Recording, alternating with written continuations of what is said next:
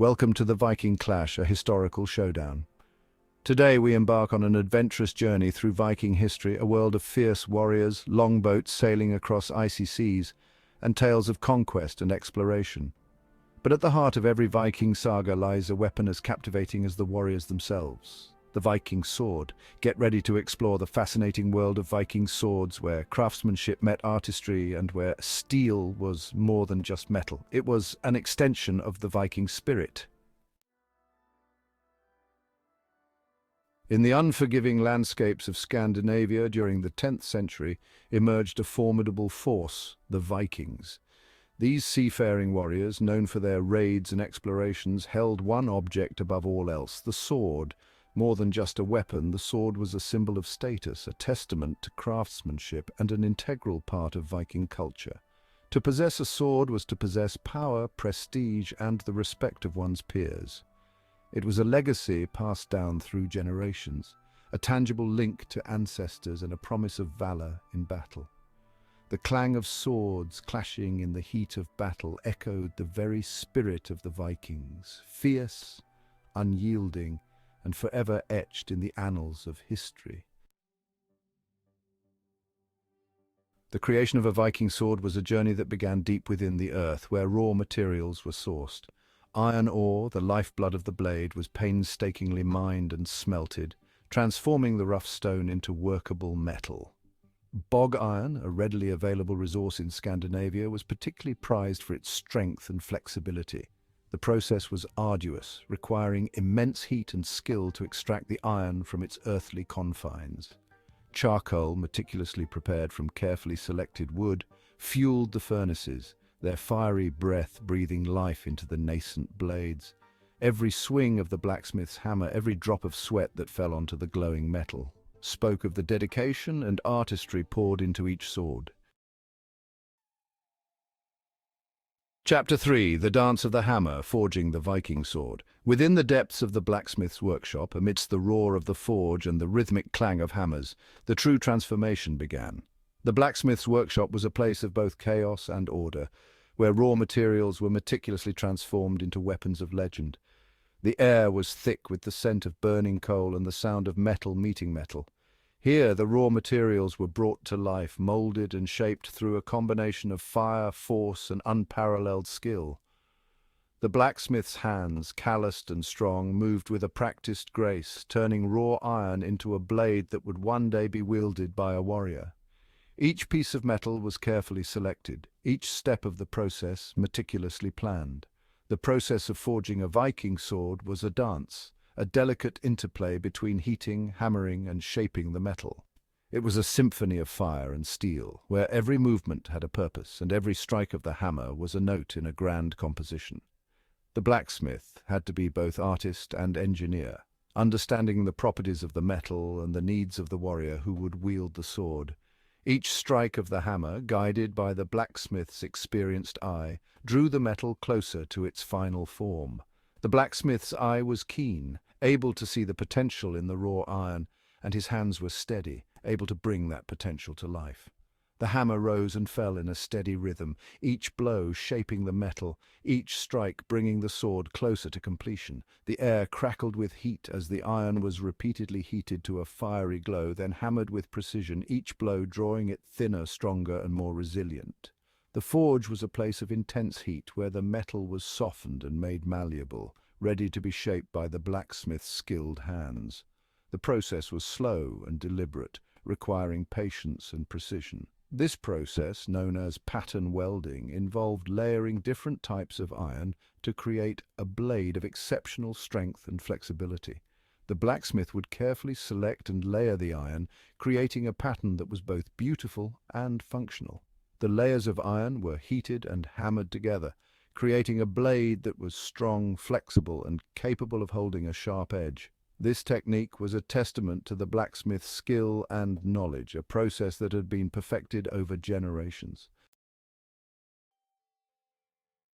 Chapter 4. More than metal, the art and soul of the sword. The Viking sword was more than a mere weapon. It was an embodiment of art and symbolism. It represented the very essence of the warrior who wielded it, a reflection of their strength, honor, and status within the community.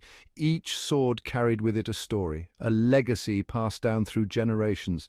The blade, often double-edged and tapering to a deadly point, was designed to both thrust and slash with devastating efficiency.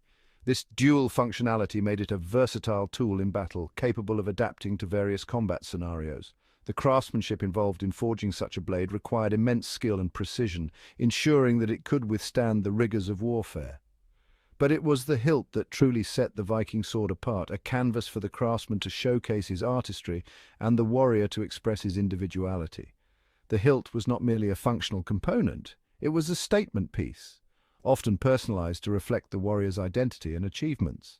The intricate designs and motifs carved into the hilt were a testament to the artisan's creativity and the cultural significance of the sword.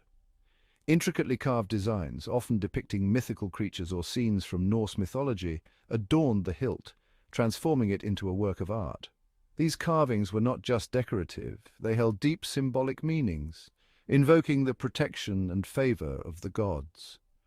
The myths and legends depicted on the hilt served as a source of inspiration and strength for the warrior, reminding them of their heritage and the divine forces that guided them. The use of precious metals, such as silver and gold, further enhanced the sword's beauty and served as a testament to the owner's status. These metals were meticulously inlaid into the hilt, creating stunning contrasts and highlighting the intricate designs. The presence of such materials indicated the wealth and prestige of the warrior, as well as the high regard in which they were held by their peers. Some hilts were inlaid with gemstones, their vibrant colors catching the light and reflecting the warrior's spirit. These gemstones were carefully selected for their symbolic meanings and believed to possess protective properties.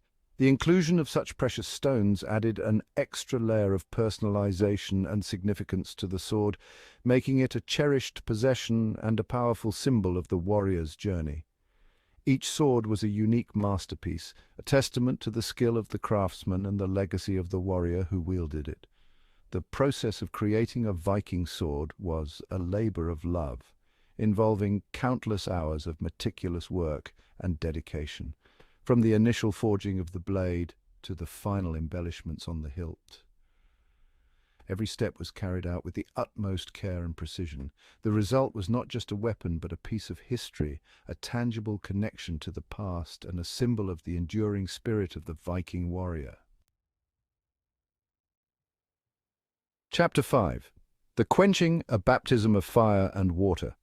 The final act in the creation of a Viking sword was the quenching, a process that transformed the blade from malleable metal into a weapon of war. This was not just a technical step, but a ritual that held deep significance for the blacksmiths and warriors alike.